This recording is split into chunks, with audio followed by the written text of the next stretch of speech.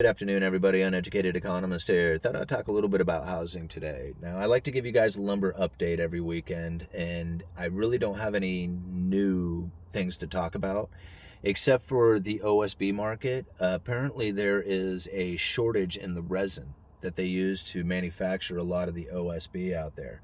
So I could only assume that the astronomically high price of OSB is going to continue to go up as the shortage continues inside of that particular market. Actually, all plywood is in shortage market right now. I tried selling 2 sheets. For those of you who don't know, I work at a retail lumber yard, so I have my fingers on the pulse of the industry. Because a lot of people are like, man, how does this guy know? But yeah, I do retail sales for a living, so I really track a lot of the lumber prices and building materials. And this weekend I had sold some plywood.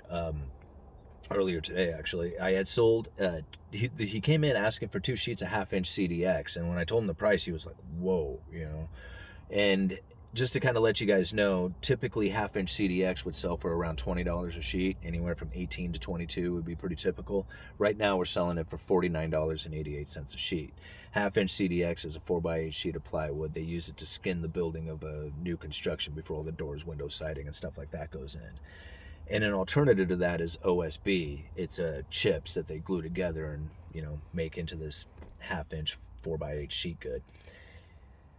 And so when I told him it was $49.88, he was like, whoa, and he was not expecting it to be that much. And I told him, I said, well, really, if you are looking for something that's a little bit better face, because he was actually doing the interior of a basement wall, so he was going to paint it. And he was just looking for something cheap because it was going into the basement. I said, well, really, if you just invest a couple of more dollars, you can get the high-end ACX for practically the same price. But it turned out I was out of the half-inch ACX. And so I looked at the 5/8 ACX, and I was like, well, it's like $4 more than the half-inch CDX to go with the 5/8 AC. And so I checked the 3/4 inch AC, and it was like at $58. So ultimately, the price difference between half-inch CDX, the cheapest plywood that you can really get, and the expensive, not the most expensive, but the higher-end construction grade 3/4 inch AC is $8. There's an $8 difference in all that plywood. You can put all the plywoods out there, and you can just basically say, they're $55. And you'd be fairly, accurate on the price. I think about it, it's like, wow, you could practically sheet your house in 5/8 AC plywood and it not really cost that much more than the 5/8 or than the half-inch CDX. That's unrealistic. That is completely unrealistic. It should not be there. So this is not going to last forever, and at some point things are going to reverse and change. And I have a feeling we're coming to the top as it is right now. And one of the things that really leads me to believe that is how many phone calls I get. Now, like I said, I work retail lumberyard. Now, I'm not working out in the yard. I work behind a desk. I do special orders for most of my job, where I order windows, doors, siding, stuff like that. That's kind of like my job is customers come in, they want a particular size, custom size door, window, something like that. That's my job. I track down the specialty items, and those are the things that I order. And like 2 years ago, I would answer probably 50 calls a weekend for pricing. People want to know how much a door or window, decking, anything. They were like all kinds of pricing, like all day long, blah, blah, blah, blah, blah. I just became pricing all day long. I would probably get anywhere from 12 to 20 phone calls of people looking for contractors, looking for anybody who does framing, siding, anything that in the building trade, plumbing. They were looking for all kinds of the trades.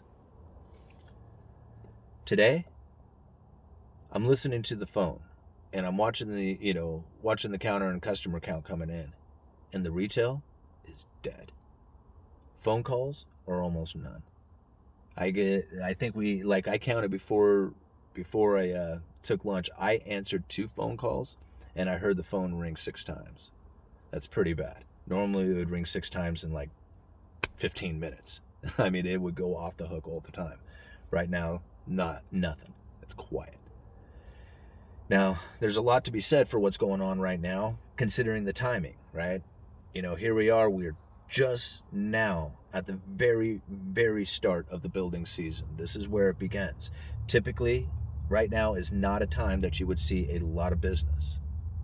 But I would expect more people looking for pricing, people looking for builders, people looking for, the future projects to come into play, and I'm not seeing that. That is something that is fairly new to me. Not new to me in like general, because I've been working in the lumber industry my whole life, but it's something new as far as a shifting change that I haven't experienced yet over the last couple of years. So I'm going to keep a focus on that because the retail is very important. Commercial side of things, like the actual building of homes, that's been really popular right now. I mean, there's a lot of homes being built, but I think about that for a little bit, and you have to go back in time because the decision to build a home didn't occur in the last couple of weeks or months. That decision was made a long time ago, year and a half ago, 2 years ago maybe.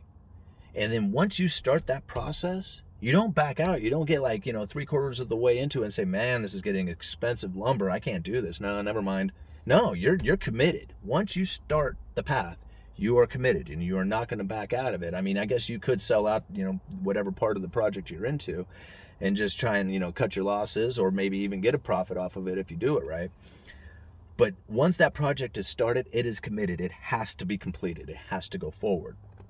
So it's not a surprise to me to see that we are still building a lot of homes out there because that decision was made a long time ago. But future projects, I have a feeling are going to start slowing down. And I can only assume that just from the fact that I am not seeing the customer base looking for those future projects, looking for the price of doors, looking for the price of windows, looking for the price of decking, right? That's the future coming in, and I'm not looking, finding the potential for that. But as far as building right now, yeah, you're going to probably see a lot of that continuing on because, like I said, that was something that was decided quite a while ago. And if you consider that, prices had spiked out in lumber at like $650 and everybody was freaking out about that, they had dropped all the way down to $250 per thousand. And that was really exciting for a lot of people who were looking to build a home. They were like, man, look at that, the cheapest prices ever. And they go in there and they start like, the process of building a home. But yet here we are at the all-time highs. So very interesting times. I got to go back to work. I wish I could just keep babbling on about that, but I got to go. Uneducated Economist, you let me know.